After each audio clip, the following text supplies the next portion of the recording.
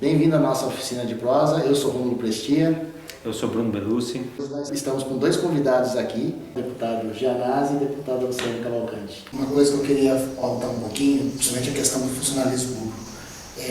A gente percebeu que depois desse IBGE que teve, a gente percebeu o número de pessoas mais idosas do país, aposentados, e a gente viu uma luta do senhor com relação ao confisco das aposentadorias do funcionalismo público, né? Tanto educação, saúde, segurança e outras áreas. Olha, nós fizemos uma luta, muito importante no estado de São Paulo, que foi a derrota que nós impusemos ao confisco das aposentadorias e pensões, fruto das reformas previdenciárias, aquela do Bolsonaro em 2019 e a do Dória em 2020, que confiscaram aposentadorias em São Paulo de 600 mil aposentados e pensionistas, pessoas que já estavam aposentadas há 30 anos, do dia para a noite foram confiscadas em 800 mil, 2 mil reais por conta de um decreto do Dória, que se amparou exatamente nessas duas reformas. Nós fizemos uma luta imensa com os servidores do Estado de São Paulo, com as aposentadas fruiteiras, com a Compesp, com as entidades, todas representativas do funcionalismo público, com o fórum da Frente Paulista, de entidades, enfim, e conseguimos, depois de muita luta, após 2 anos, derrotar o confisco, acabar com essa sangria, e foi determinante a apresentação do nosso PDL número 22, que foi um instrumento legislativo dentro da LESP para pressionar os deputados, e a mobilização toda. Porém, isso não acabou ainda, porque a legislação não foi alterada, nem a reforma da Previdência Estadual e muito menos a federal, que abre espaço para o confisco. Hoje no Estado nós queremos devolver agora, a nossa luta é para que o Estado devolva o que ele confiscou durante 2 anos. Eu apresentei o PLC, Projeto de Lei Complementar número 9, que obriga o Estado a devolver com juros e correção os 2 anos de confisco para todos os aposentados e pensionistas. Ao mesmo tempo, nós temos uma luta junto com a deputada federal Luciano Cavalcante, que ela está apresentando uma PEC para mudar a Constituição Federal, para, na verdade, revogar o artigo 149 da emenda 103, que autoriza estados e municípios a confiscarem as aposentadorias. É um absurdo, porque uma pessoa que já se aposentou, ela já pagou pela sua aposentadoria, ela já contribuiu, tinha um contrato ali social, jurídico, então ela pagou, não tem sentido agora ela continuar pagando, o Estado tem que injetar o dinheiro na Previdência porque ela já contribuiu. Se tem algum problema na carteira, e não tem na verdade, viu? Quem deve para a Previdência é o Estado e não o trabalhador. Eu me lembro que quando houve a reforma da Previdência do Serra, aquela primeira em 2007, o Estado devia mais de 100 bilhões de reais para o antigo IPESP, que era o Instituto de Previdência do Estado de São Paulo, hoje São Paulo Previdência, e não pagou a dívida até agora. Então, o Estado deve bilhões de reais aos aposentados, aos pensionistas e aos servidores.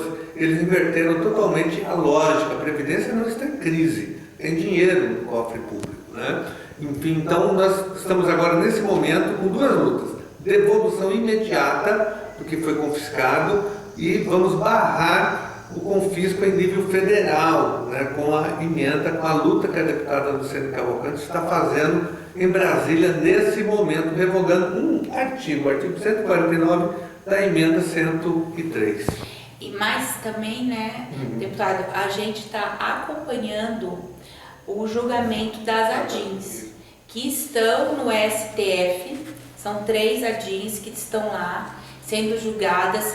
Por quê? Porque é inconstitucional essa reforma que foi feita. E nós já temos 3 ministros já deram seus pareceres. O relator foi contrário ao nosso pleito, falou não, é constitucional, que é o ministro Barroso, mas nós já temos 2 votos dizendo que não. O ministro Fachin apresentou um voto separado, falando que não, é inconstitucional, e a presidente da STF, a ministra Rosa Weber, nessa semana já depositou o voto dela concordando com o Fachin. É inconstitucional confiscar aquele trabalhador que recebe abaixo do teto do regime geral do INSS. Nós estamos indo no STF, eu, o deputado professor Carlos Gianazzi, o vereador Celso Gianazzi, já conversamos com 6 ministros, levando os nossos pleitos, explicando os motivos pelos quais essa ADIM fere a dignidade humana, ela fere a seguridade do processo legal, porque as pessoas já estavam aposentadas, já tinham planejamento, e aí vem o confisco de 14%. E mais do que isso, alertando a eles que existe já uma decisão da Corte Interamericana de Direitos Humanos sobre essa questão da aposentadoria, e ela diz que quem recebe abaixo do teto do regime geral, servidor público, não pode ser taxado. E o Brasil é signatário dessa convenção internacional. Então nós já estamos nos movimentando e já estamos também, vamos conversar com a AGU, porque a AGU é quem representa o Estado brasileiro frente à Corte Interamericana, que caso o STF não derrube esse confisco, nós vamos aos tribunais internacionais, porque fere a dignidade da pessoa humana confiscar esse que é um escândalo só no Brasil, né, deputado, que isso é o único país do mundo que tem contribuição previdenciária depois da aposentadoria, e a pessoa não vai ter uma segunda aposentadoria, porque não haverá tempo para isso, né? Mas você falou do funcionalismo ainda, eu quero destacar, como de Bruno, algo importante, a nossa luta pela reconstrução, na verdade nós temos que revogar as maldades feitas pelo Bolsonaro e pelo Dória aqui em São Paulo. Nós estamos com a luta na Assembleia pela devolução das faltas abonadas. O Dória acabou com a falta abonada do servidor público estadual. Nós estamos também, ele acabou com o reajuste do adicional da insalubridade de milhares de servidores do estado de São Paulo. Eles destruíram o funcionalismo público. A gente tem a luta também na área da educação, que é importante, tem que falar aqui, né? A luta pela volta das faltas aulas da rede estadual, a volta pelas faltas médicas, olha só, nas APDs, que são aquelas atividades pedagógicas diferenciadas, que hoje o professor é obrigado a fazer dentro da escola. Só que a escola não tem estrutura nenhuma, não tem internet, não tem salas, não tem bibliotecas. O professor não tem como fazer as APDs nas escolas. Então nós já estamos pressionando a SEDUC a rever esse tipo de procedimento, né? Nós temos a luta também pelo descongelamento dos quinquênios da evolução funcional, que foi congelada na pandemia. A deputada Luciana Cavalcante tem um projeto de lei lá tramitando, que vai fazer o descongelamento, um abaixo-assinado com mais 150 mil assinaturas. Eu tenho um projeto da LESP também, porque para a segurança pública já descongelou para vocês, né? E também para os servidores da saúde, mas para a educação não, para o TJ não, para todos os outros segmentos. E a luta pelo reajuste salarial, infelizmente só houve um reajuste de apenas 6%. Nem correção da inflação não foi, né? Não corrige nada, um absurdo, uma afronta ao funcionalismo público. Então nós estamos pressionando o governo a dar um reajuste digno, como ele deu para os servidores da segurança pública, na média de 20%. A Polícia Penal ficou de fora, um absurdo, né? Os servidores do sistema prisional, esse segmento só teve 6%. Mas nós estamos lutando e pressionando o governo a fazer um reajuste digno para todos os servidores, porque tem dinheiro no cofre público. Deputado, aproveitando esse gancho aí sobre o funcionalismo público, o que está pegando agora a questão do governo do estado, nível estadual, a privataria do Tarcísio, né? O medo aqui no nosso município é nós sermos atingidos a questão da Sabesp. Não só a população com o serviço mais caro quando privatizar, e a questão dos funcionários também. Como que está essa situação? Qual que é a visão sua na Assembleia Legislativa? Como que... Olha, o governador anunciou que pretende fazer a privatização da Sabesp, do metrô, da CPTM e de vários outros equipamentos públicos importantes, como eu falei, das florestas aqui, das estações. É um feirão. É o feirão, o loteamento, né, a entrega do patrimônio público para o grande empresariado faturar e ter muito lucro em cima de serviços públicos que deveriam ser oferecidos com qualidade à população.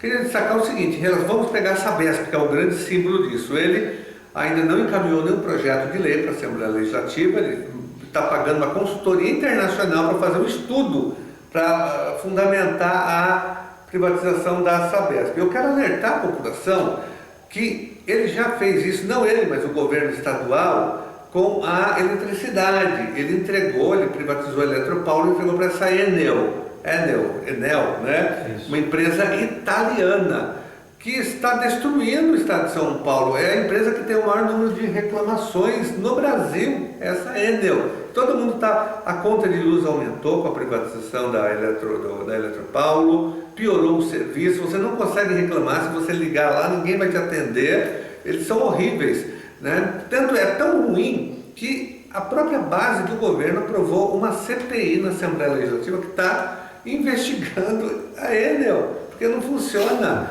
Só que esse mesmo governo, essa mesma base do governo, quer votar a privatização da Sabesp e vai acontecer a mesma coisa. A população não entende. Olha, se você foi penalizada com a privatização da Eletropaulo, você está vendo aí no dia a dia. Agora vai acontecer a mesma coisa com a Sabesp.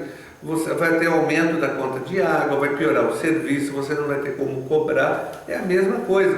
Já acontece isso com a CPTM. As linhas da CPTM e do metrô, que são privatizadas, já tem algumas privatizadas, toda hora elas quebram. Você vê pelo noticiário, né? Quebrou a via mobilidade, essas são as privatizadas. As que não são privatizadas, as do metrô também, elas não quebram, elas funcionam, é muito difícil ter algum acidente. Nas outras privatizadas, acidente, paralisação, lentidão, superfaturamento, o tempo todo. Então a população tem que escolher o que ela quer, né? Um serviço público de qualidade ou entregar tudo para a privataria. Agora é bolso tucano, a gente falava era privataria tucana, agora é bolso tucano, juntou o bolsonarismo com o tucanato. Né? Então, mas nós vamos fazer a resistência na Assembleia Legislativa, nas ruas, com as entidades, com os servidores e com a população que tem que barrar essa privataria. Com certeza. Com relação até um pezinho da questão da Enel, a Enel é concessionária de energia na barragem de Pirajó, Paranapanema, exatamente onde foi construído um vertedouro, praticamente sem consultoria pública, né, sem uma consulta pública da população, e é feito de toque de caixa justamente no período de pandemia, aproveitando dessa situação. É uma né? empresa que não tem nenhuma preocupação ambiental, ecológica, né? Exatamente. E você falou da preservação ambiental, a gente vai oficiar, nosso mandato vai oficiar o IBAMA para pedir uma vistoria técnica aqui no Rio, por conta dessa possibilidade de construção de mais uma barragem, de mais uma mini elétrica. A gente vai pedir que o IBAMA venha aqui fazer uma vistoria técnica. E dizer que a deputada vai apresentar também, a Luciana Cavalcante, um projeto de lei proibindo a construção de hidrelétrica no rio Paranapanema, em toda a sua extensão. Ela já apresentou dois, um para o rio Mogi Guaçu, que já está tramitando no Congresso Nacional, e do rio Pardo. Nós aprovamos no final do ano passado um projeto estadual proibindo a construção de hidrelétricas, essas pequenas PCHs, em toda a extensão do rio Pardo. O projeto foi aprovado, mas o governador vetou, dizendo que era vice-iniciativa, que o rio é federalizado, então tinha que ser projeto federal. Mas nós elegemos a deputada federal, Luciana Cavalcante, e ela apresentou agora o projeto federal, porque os rios são federais, né? O Paranapanema também, porque ele vai para o Paraná, não é isso? Sim, deságua no Rio Paraná. Então tem que ser, se não apresentaria, mas a Luciana Cavalcante está apresentando e a gente vai fazer todo o movimento para aprovar esses três projetos, do Rio Pardo, Rio Mogi Guaçu, que está destruindo agora. Aí estão construindo uma barragem também, uma usina lá em Pirassununga, exatamente na Cachoeira de Emas, que é um lugar bonito de turismo, que a população utiliza com cachoeira, quase igual aqui de vocês, né?